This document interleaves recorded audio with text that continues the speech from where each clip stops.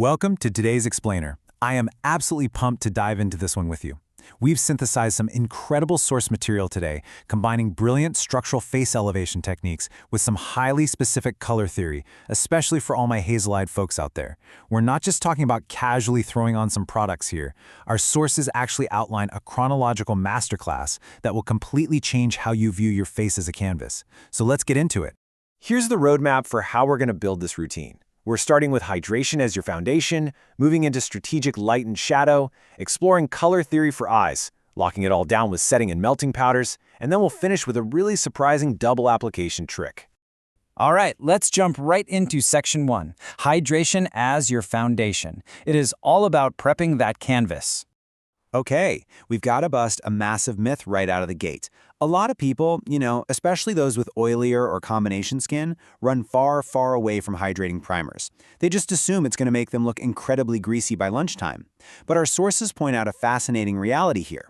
A good hydrating primer actually maintains your skin's moisture balance all day long. Think about it. When your skin is perfectly hydrated right from the jump, it doesn't need to panic and overproduce oil later on. It literally regulates you.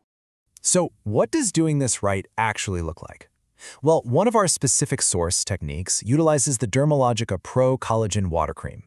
The absolute key here is that you do not need a heavy, pore-clogging paste to get proper hydration.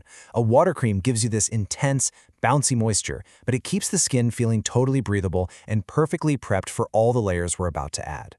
Moving right along to section 2, strategic light and shadow. This is where we get into actual architectural facial structuring. Now that the skin is prepped, I want you to completely throw out the traditional terms foundation, concealer, and contour. Seriously, forget them. Instead, we're going to actively play with light and shadow. Lights, which is what we usually call concealer, are designed to bring your facial features forward, closer to the eye. And shadows, your contour, are used to push features backward. Adopting this specific mindset is an absolute game changer. It immediately elevates your routine from just putting on makeup to literal facial sculpting. So, you might be wondering where exactly all these architectural tools should go to balance your face. Well, you want to bring forward zones like the chin, the forehead, under the eyes, and those inner corners. Meanwhile, you push backward under the cheekbone, the eye crease, and the side of the forehead. And here is a totally crucial pro tip from our sources. If you happen to have a wider lower face, you actually want to avoid putting bright lights or concealer right on the jawline. Doing that brings the jaw forward, which widens the face even more. You've got to tailor these rules to your own unique bone structure. Now, a really high-level base technique that stood out from the sources is mixing a high-coverage base, they suggest something like Dior Forever Skinwear, with a glow filter for this really radiant dimensional finish. You pair that with a lifting concealer placement, basically pulling the product up toward your temples to perfectly complement those shadows we just placed. And the absolute golden rule of this entire step, blend every single edge meticulously before you even think about reaching for powder. All right, on to section 3, color theory for eyes. Let's talk about enhancing hazel eyes specifically. Before you can enhance a feature, you kind of have to understand its anatomy, right? Hazel eyes are not just one muddy color. They're like a giant puzzle. They're a vibrant mix of roughly 40% brown, 40% green, and 20% bright amber. When we're doing our makeup, the ultimate goal is to isolate and make those green and amber tones completely pop. To make that happen, we rely heavily on the color wheel. Hazel eye enhancers prioritize warm tones. Think pinks, purples, and really rich burgundies. Why? Well, because red-toned colors are the direct opposite of green on the color wheel, which creates maximum contrast. One amazingly clever trick we uncovered is using a warm cream blush stick, specifically the ColourPop shade Love to See It, as an actual eyeshadow base. It creates this beautifully cohesive warmth that you then deepen with a burgundy shadow in the crease. I mean, wow. Now, what's really fascinating here is how our source, beauty expert Izzy Shea, flips traditional advice completely on its head. You hear it literally all the time. Oh, if you have light or hazel eyes, wear brown mascara so it's less harsh. But Izzy points out that tossing out that rule and using stark, striking black mascara actually provides the extreme contrast you need to make the green and gold in hazel eyes look incredibly vibrant. Sometimes the harsh choice is for sure the most flattering one. Okay, section 4, setting and melting powders. It's time to lock it down.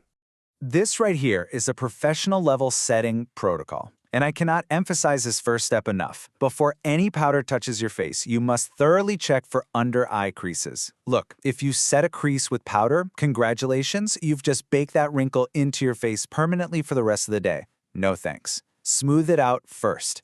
Then target your loose powder strictly to your light zones and finish up with a blurring powder under the eye to give you that amazing airbrush perfection. Next up, we add our targeted highlights. Think of a warm, bronzy tone like MAC's Soft and Gentle. But hold on, we are not just sweeping this everywhere. We're aiming for very specific micro zones. The very tip and bridge of the nose, the highest peak of the cheekbone, the brow bone, the inner corner of the eye, and the Cupid's bow. Doing this makes all that bone structure we built earlier just completely pop the second the light hits it.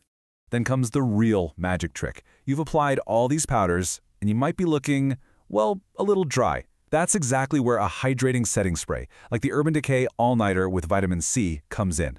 This stuff doesn't just sit there acting like hairspray for your face.